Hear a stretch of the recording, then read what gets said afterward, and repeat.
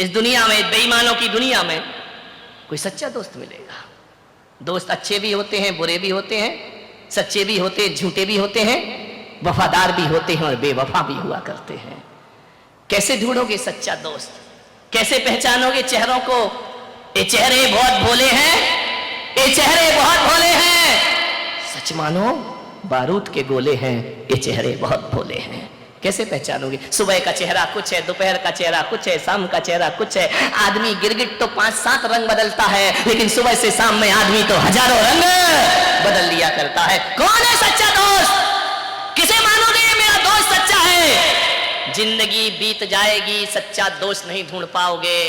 मैं पुलक सागर आपसे निवेदन करता हूं कि सच्चा दोस्त ढूंढने में समय मत गमाओ, सच्चे दोस्त बन जाओ। सच्चा दोस्त अपने आप प्राप्त हो जाएगा। यदि हमारे अंदर वफादारी है, हमारे अंदर ईमानदारी है, सच्चे दोस्त बन जाओ। इससे सच्चा दोस्त अपने आप मिल जाएगा। दूसरों में मत ढूंढो, दोस्ती भीतर ढूंढने का प्रयास करो। गरीबी के दिन, फटे हाल, खाने को कुछ नहीं, इतने बुरे दिन आ गए कि एक वक्त की रोटी भी नसीब नहीं। सुशीला पत्नी ने कहा, क्यों ये गरीबी के दिन भोगता है, द्वार द्वार भटकता है, 2 वक्त की रोटी नहीं मिलती है। एक काम कर, जा द्वारिकाधीश के पास जाकर के अपनी गरीबी बताना। उसने कहा, तू पागल हो गई? वो मेरे बचपन का बाल सखा, उसे जाकर के गरीबी के दिन बताऊं? भूखा मर जाऊंगा, लेकिन दोस्त को जाकर के हाल नहीं दिखाऊंगा। मैं कुछ नहीं मांग सकता उससे, ये मेरी दोस्ती निस्वार्थ दोस्ती है। मैंने आज तक अपने दोस्त से कुछ मांगा नहीं, मैं कुछ भी नहीं मांगूंगा। पत्नी ने कहा, तुम्हारा दिमाग खराब है, तुम गरीब हो, वो सम्राट है। अरे चले तो जाओ, एक बार मिल तो लो, एक बार देख तो लो। पत्नी सही होगी, सही सलाह देगी, पत्नी गलत होगी तो गलत। जीवन को संवारती है पत्नी, ध्यान रखना। एक सही सलाह देने वाली पत्नी मिल जाए तो मैं कहता हूं पत्नी से बड़ा दुनिया में कोई दोस्त भी नहीं हुआ करता है। यदि सही सलाह देती है, बहुत अच्छी दोस्त होती, जीवन की हमसफर होती है। पत्नी केवल भोग की वस्तु नहीं हुआ करती है, पत्नी केवल काम करने वाली नौकरानी नहीं हुआ करती है, पत्नी जीवन की परम मित्र भी हुआ करती है।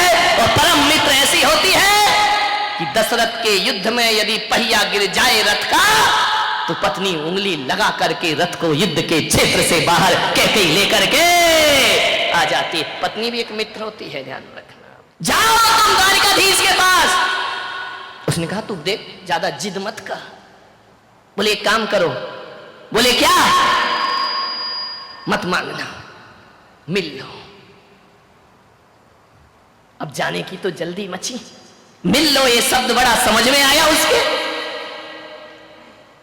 गया, पत्नी से बोला, देख, सम्राट के दरवाजे पे जा रहा हूं। ऐसा भिखारी सा जाऊंगा क्या? देख, कुछ कपड़े पड़े हैं क्या? पत्नी भीतर गई, एक मटके में एक अंगरखा रखा था, फट गया, पुराना, लेकिन मन में तो था कि कुछ तो पहन कर जाऊं। पहन के गया। कहानी मालूम है आपको, ऐसा नहीं है कि नहीं मालूम है। अंगरखा बांधा, 3 मुट्ठी चिवड़े रखे, चला दोस्त से मिलने। मांगूंगा नहीं, मन में यही सोच, मांगूंगा नहीं। मांगना तो मरने के समान हुआ करता है, मांगूंगा नहीं। लेकिन बहुत दिनों से द्वारिकाधीश को देखा नहीं। वो क्या जाने द्वारकाधीश क्या है, उसकी नजरों में तो आज भी कन्हैया है, आज भी वही कृष्ण है, आज भी वही कान्हा है जो जंगलों में गाय चराया करता था। वही सोच के जा रहा। गरीब है, तन पे कपड़े नहीं, वो क्या जाने सम्राट क्या होते हैं। वही दिमाग में रख के जाता है, वही कन्हैया मिलेगा, वही कृष्ण मिलेगा। बचपन में चरे चुरा कर खाते थे, माखन चुरा कर खाते, वही मिलेगा मेरा दोस्त। जैसे ही द्वारिका में पहुंचा, क्या देखता है? सोने की द्वारिका, इतनी सुंदर। रोज प्रातः जिसकी बीथियों पर गुलाब जल सिंचा जाता है, जहां बेल लताएं लहराती हैं, द्वार द्वार तोरण द्वार बने हैं, रंगोलियां चौक बनकर के दरवाजों पर पड़ी है। हजारों लोग आ रहे हैं, जा रहे हैं। आंख फटी की फटी रह गई उसकी, ये द्वारिका, स्वर्ग जैसी द्वारिका, ऐसा लगता है देखकर इंद्र की अमरावती धरती पर उतर आई हो। बड़े बड़े गजराज, अश्वरोही, पदयात्री देख करके आंख फटी रह गई। उसने कहा, पगली कहां भेज दिया तूने मुझे? इतनी सुंदर द्वारिका नगरी, सोने की द्वारिका थी। ध्यान रखना, जिस नाम के पीछे का लग जाए ना, वहां सोना ही सोना होता है। ध्यान रखना। नहीं मालूम द्वारिका काय की थी? सोने की। लंका काय की थी? अमेरिका। सोने ही सोना। ध्यान रखना, जहां का लग गया वहां कंचन ही कंचन है। गया, देखा इतनी सुंदर द्वारिका, आंखें फटी की फटी। पूछा जा करके, राहगीरों से, हो भाई? बोले चल है। बोले नहीं, इतना बता दो द्वारिकाधीश कहां रहते हैं? अरे लोगों ने कहा, पागल, गांव का गवारिया, द्वारिकाधीश कहां रहते हैं? सम्राटों के महल नहीं जानता तू? महल में रहता मेरा कन्हैया, जो गाय चराता था लकड़ी लेकर के, माखन चुराता था गोपियों से, वो महल में रहता है? बोले हाँ। बोले मुझे बता दो, सुबह से शाम हो गई, द्वारिकाधीश का घर बता दो मुझे। किसी ने कहा, वो जो सोने का महल दिख रहा है ना, ये द्वारिकाधीश का महल है। आंखें चौंधी आ गई उसकी, द्वारिकाधीश इसमें रहते हैं। गया हारा सा। जब मित्र बहुत ज्यादा धनवान होता है ना, तो हीन भावनाएं मन में आती हैं। ये क्या पहचानेंगे मुझे? ये क्या जानेंगे मुझे? ये मुझसे बात करेंगे या नहीं करेंगे? द्वारिकाधीश का महल, द्वार पे गया, भैया द्वारिकाधीश से मिलाओ। लोगों ने चला, कहां द्वारिकाधीश? पागल है क्या? शकल देख, अपनी औकात देख, फटे पुराने चीथड़े पहना है। वो कह रहा, द्वारिकाधीश से मिला दो, मेरा बाल सखा है। बोले पागल हो गया, पागल खाने में डालो इसको। द्वारिकाधीश और इसके मित्र, ये फटे हाल कंगाल भिखारी, पागल हो गया है। कृष्ण महल में थे, द्वारिकाधीश भोजन को बैठ रहे थे। रुक्मणी ने भोजन परोसा, सत्यभामा पंखा जल रही है। कृष्ण कलश लेकर हाथों का आचमन कर रहे हैं, भोजन के लिए बैठना है। पीतांबर से हाथ पहुंच रहे हैं। खबर पहुंची कि जाओ मुझे मिलने दो।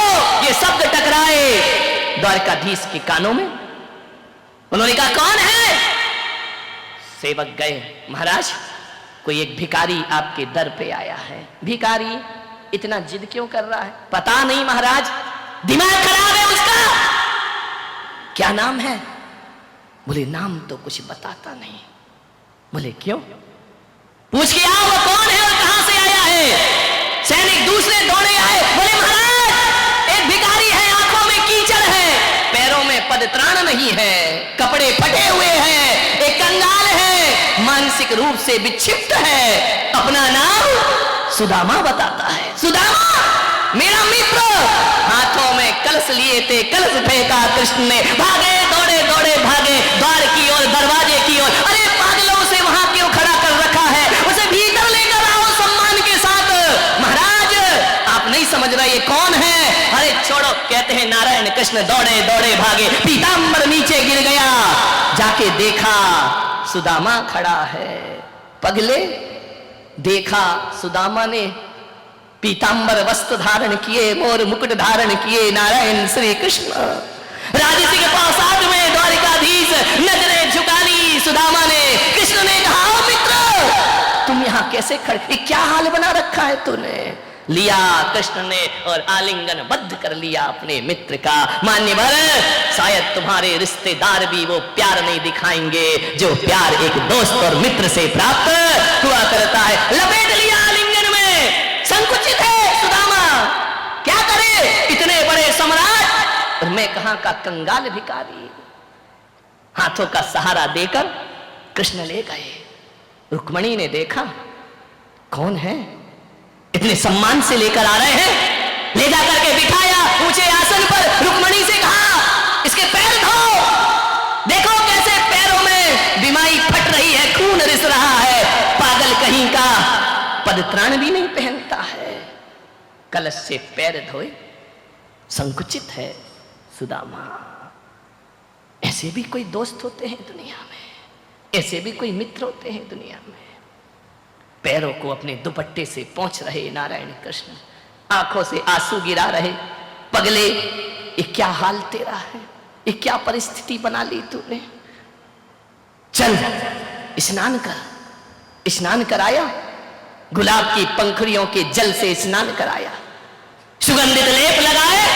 ये कैसा दीनहीन जीता है तू, मेरा मित्र होकर। कुछ नहीं बोला अभी तक सुदामा, एक शब्द भी नहीं बोला। प्रेम जहां मुखर होता है ना, तो शब्द मौन हो जाया करते हैं। कुछ नहीं बोल रहा। तू इतना लजाया सा क्यों है, तू इतना संकुचित क्यों है पागल। देखना, मित्र के घर इतने वर्षों के बाद तूने याद किया है मुझे। कहां था तू। कुछ नहीं बोला, मौन है। भोजन परोसा। कृष्ण ने कहा, शादी कर ली। सिर हिला दिया, हाँ। अरे मित्र दो ही, विवाह कर लिया और मुझे याद नहीं किया। एक बार तो मुझे खबर देता। मन ही मन कह रहा, तुम कहां सम्राट और मैं कहां कंगाल। क्या तुम मेरे महल में, मेरे झोपड़ी में, शादी में, विवाह में आते। अच्छा एक बात बता, भाभी कैसी है, तेरे जैसी बुद्धू है या थोड़ी समझदार है। मन ही मन कह रहा, यदि वो समझदार नहीं होती तो आज मैं तुम्हारे महल में आया नहीं होता। बोला कुछ नहीं। चल भोजन कर। बोल सुदामा, तू पहली बार आया है, भाभी ने क्या दिया है मेरे लिए। सम्राटों को एक भिखारी ने क्या देखी। हाथ से पकड़ लिया, कमर में बंधा हुआ था दुपट्टा। कृष्ण ने कहा, क्यों रे, हमसे चोरी करता है, हम चोरों के सरताज और तू हमसे चोरी कर रहा है। भूल गया कैसे माखन चुराया करते थे, कैसे मटकी फोड़ा करते थे, कैसे गोकुल में जीवन गुजारा करते थे। तू ही तो था ना जो खिड़की से मुझे अंदर करता था, जाओ कन्हैया माखन चुराओ। हम जैसे चोरों से चोरी कर रहा है, पागल कहीं का। हम चोरों के, बता क्या दिया भाभी ने, क्या दे। 56 भोग सामने रखे हैं और कहां चिवड़े खिलाएगा। पकड़ लिया जोर से। कृष्ण ने कहा, पागल तू छल मत कर मेरे से, छलिया नाम मेरा है, छलिया नाम तेरा नहीं। तू मुझसे छल कर रहा है, बता क्या है, क्या भेजा। भाभी खाली हाथ नहीं भेजेगी। एक झपट्टा मारा नारायण कृष्ण ने, बिखर गए सारे चिवड़े जमीन पर। कृष्ण ने कहा, ये भेजा है। बोले हाँ। बोले एक काम कर सुदामा, तेरी भाभी का बना भोजन तू कर और मेरी भाभी का बना भोजन मैं करता हूं।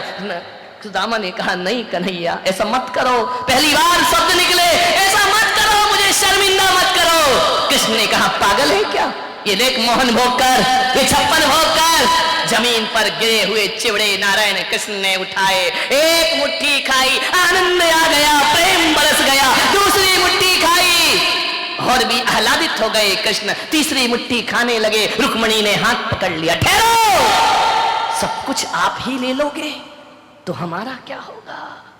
इतना प्रेम देखा सुदामा ने, इतना प्रेम, इतना प्रेम, इतना वात्सल्य, इतना स्नेह। मैं आपसे पूछता हूं, आपके रिश्तेदारों में भी इतना प्रेम नहीं मिलेगा जो एक मित्र को एक मित्र से प्यार मिला करता है। ध्यान रखिए, कैसी रिश्तेदारी निभाई नारायण कृष्ण ने, कैसी मित्रता निभाई कृष्ण ने।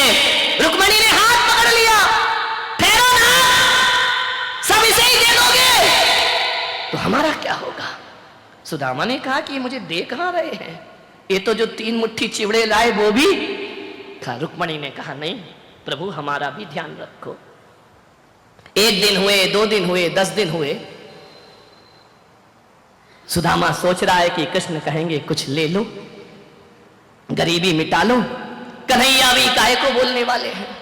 बहुत एक से एक कपड़े पहनाए, आभूषण दिए, भोजन कराया, महीने भर हो गए। अब मन तो हो रहा है कि वो पगली क्या कर रही होगी, लेकिन कृष्ण से विदा कैसे लूं।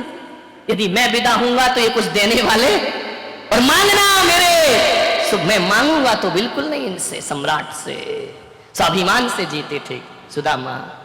एक दिन कृष्ण ने कहा, क्यों रे तू यहां मौज मस्ती कर रहा है महल में, भाभी की याद नहीं आती। रोज आती है तो जाता क्यों नहीं, अकेली पड़ी है ना वो, जाता क्यों नहीं है। सुदामा ने कहा, जाऊं, बोले जाओ। जाऊं? अरे जाना भाई, कितनी बार पूछेगा? तू